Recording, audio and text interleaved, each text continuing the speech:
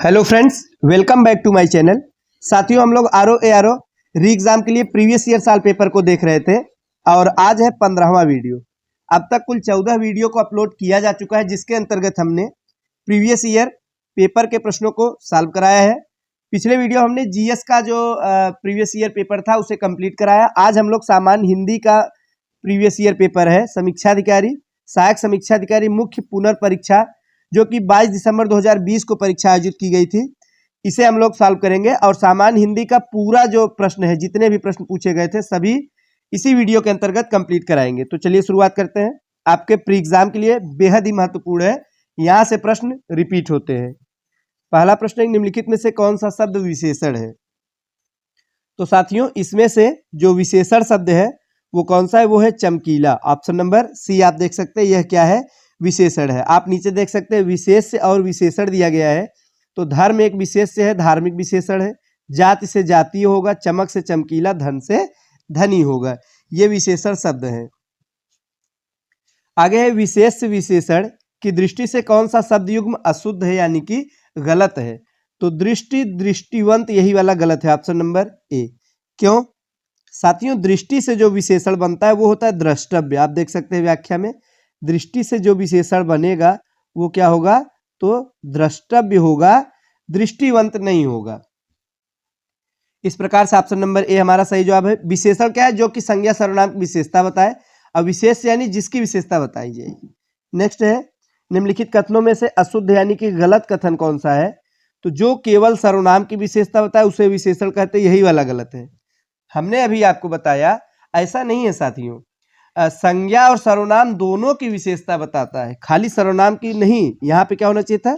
संज्ञा यानी किसी नाम की भी विशेषता बताता है विशेषण, और सर्वनाम दोनों की विशेषता। ऑप्शन नंबर ए सही जवाब होगा। नेक्स्ट है, वह समारोह जिसमें गुरुकुल के स्नातकों को विद्याध्ययन कर लेने के उपरांत विदाई दी जाती थी, इसके लिए एक शब्द क्या होगा? तो इसके लिए एक शब्द होता है समावर्तन। क्या शब्द होगा? समावर्तन। समावर्तन क्या है साथियों? ये है कि जब जैसे गुरुकुल में जो पढ़ाई करते थे विद्यार्थी, स्नातक थे, जब वे अपनी शिक्षा को पूर्ण कर लेते थे उसके बाद जो विदाई दी जाती थी वही होता है समावर्तन। ऑप्शन नंबर डी ध्यान दीजिएगा साथियों, समावर्तन। आइए बढ़ते हैं अगले प्रश्न की तरफ। विलोम की दृष्टि से निम्नलिखित में एक सही युग्म है। कौन सा सही युग्म है साथियों? तो अनृत का रित, यही वाला बिल्कुल सही है। रित का अनृत या अनृत का रित, बाकी जो है सही नहीं है। व्याख्या देख सकते हैं, मुक्त का बधा या बद्ध होगा, तांडव का लास्य, विभावना का विशेषोक्ति होगा। आगे है, निम्नलिखित में विलोम का अशुद्ध युग्म है। अशुद्ध यानी गलत बताना है इसमें से। तो अनंत असीम पहले वाला गलत हो गया। क्यों गलत है? अनंत का अगर विलोम की बात की जाए तो सीमित होता है। अनंत माने जिसका कोई अंत न हो, असीम मतलब भी वही हो गया, ये तो समानार्थी हो गया, इसीलिए गलत हो गया, विलोम नहीं है। ऑप्शन नंबर ए, अनंत का विलोम होगा शांत या सीमित। विलोम की दृष्टि से शुद्ध युग्म है। कौन सा शुद्ध है? तो संयुक्त वियुक्त, यही वाला बिल्कुल सही है। संयुक्त का वियुक्त होगा। बाकी में क्या गलती है आइए देखते हैं। विराग का अगर विलोम पूछा जाए तो राग होगा, संयुक्त का पृथक, सरस का नीरस, अर्वाचीन प्राचीन, ये सभी सुमेल है, आप लोग याद करिएगा। निम्नलिखित वाक्यों में से एक वाक्य अशुद्ध है यानी कि गलत है।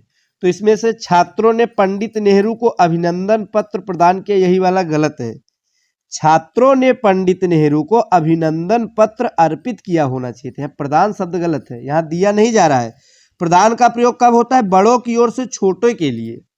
अर्पण का प्रयोग जब छोटों की ओर से बड़ों के लिए किया जाता है, इसीलिए यहाँ पर अर्पित होना चाहिए था।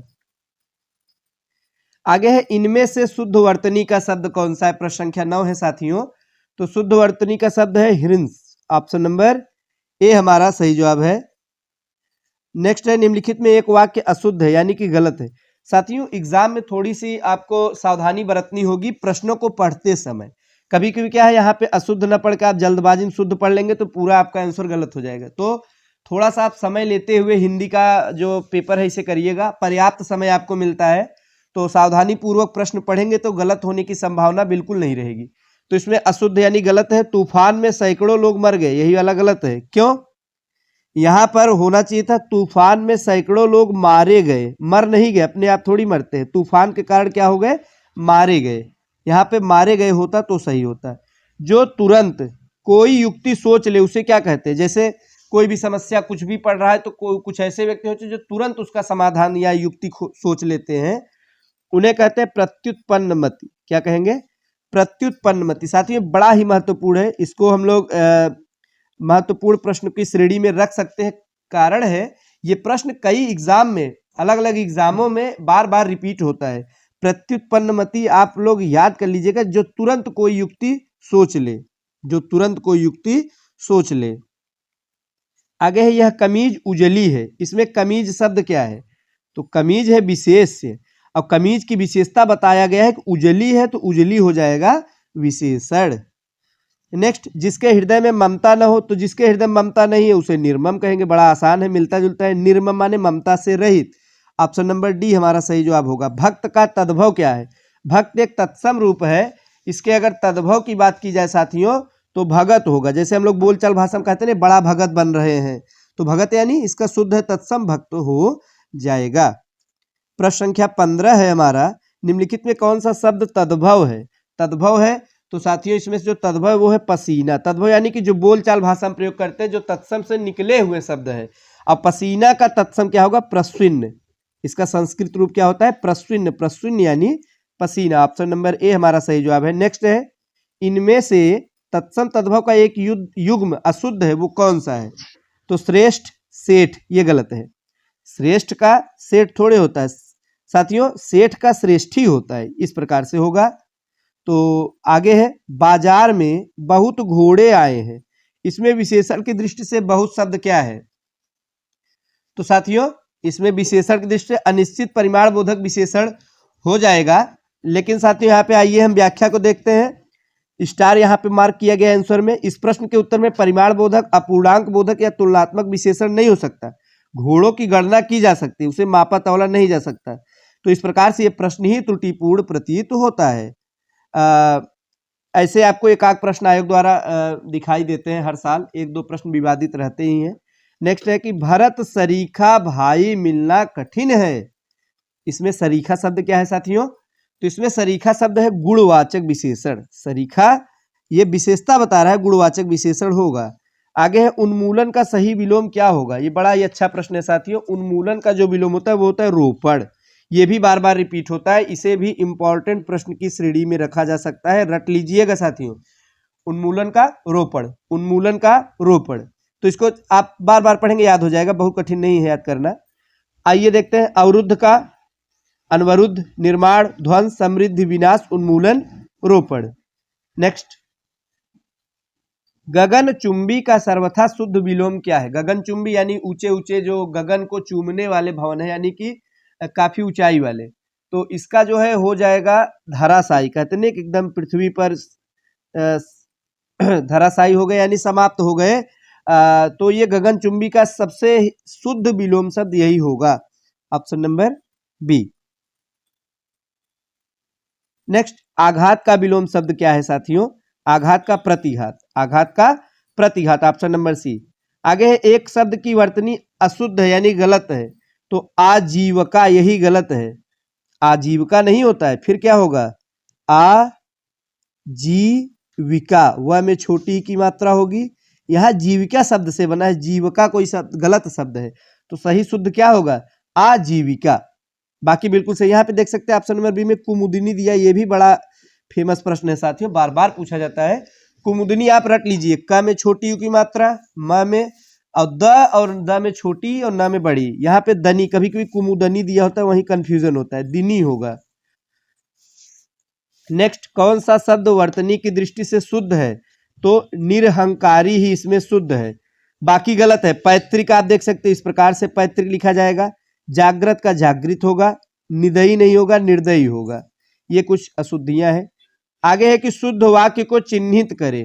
तो साथियों इसमें से जो शुद्ध वाक्य वो है कि खेद है कि आपने मेरे पत्रों का कोई उत्तर नहीं दिया, यही वाला शुद्ध है, बाकी गलत है। शोक, दुख, क्षोभ शब्द यहाँ प्रयोग नहीं करना चाहिए। जो जोता बोया न गया हो, इसके लिए एक शब्द क्या होगा? जो जोता बोया न गया उसे कहते हैं अकृषित। क्या कहेंगे? अकृषित, ऑप्शन नंबर बी, अकृषित। कृषि यानी कृषि कार्य करते हैं, अकृषि जिसमें कृषि कार्य न किया गया हो यानी जोता बोया न गया हो। प्रश्न संख्या 26 है, सब कुछ खाने वाला, इसके लिए एक शब्द क्या होगा साथियों? सब कुछ जो खा ले जाए उसे कहते हैं सर्वभक्षी, सब कुछ भक्षण कर ले जाए, सब कुछ खा ले जाए, सर्वभक्षी कहते हैं। Option number A. जो एक जगह से दूसरी जगह न ले जाया जा सके उसके उसे क्या कहेंगे? यानी कि एक जगह से उसे दूसरी जगह हम नहीं ले जा सकते, तो साथियों उसे कहेंगे स्थावर। ऑप्शन नंबर बी, क्या कहेंगे? स्थावर। जो एक जगह से दूसरी जगह न ले जाया जा सके उसे कहेंगे स्थावर। और एक है कि जहां भोजन मुफ्त में मिलता है, जैसे भंडारा टाइप का होता है दीन दुखियों के लिए, उसे कहते हैं सदावर्त, हमेशा भोजन आपको मिलता रहेगा। अगला प्रश्न है, बाका का तत्सम क्या है? ये भी बड़ा अच्छा प्रश्न है साथियों। बाका का तत्सम होता है वक्र। बाका का क्या होगा? वक्र हो जाएगा। ऑप्शन नंबर बी सही जवाब है। प्रश्न संख्या 29 है कि निम्नलिखित शब्दों में से कौन सा शब्द तत्सम नहीं है? तो तत्सम नहीं है कौन सा है? तो पंसारी। पंसारी क्या है? ये साथियों तत्सम शब्द नहीं है। पंसारी का तत्सम होता है पर्यशालिका। पंसारी एक तद्भव है, पढ़ना भी तद्भव, इसका पतन होगा, पिटारा का पिटक, पहर का प्रहर हो जाएगा। प्रश्न संख्या 30 है, इनमें से तद्भव तत्सम का एक शब्द युग्म है, कौन सा है? सही है तो ओस का अवस्याय। ऑप्शन नंबर सी, ओस का अवस्याय। और देखिए क्या दिया गया है व्याख्या में, कौड़ी का, कपर्दिका, अपाहिज का, अपादहस्त, ओस का अवस्याय, गेहूं का गोधूम। गेहूं का तत्सम क्या होगा?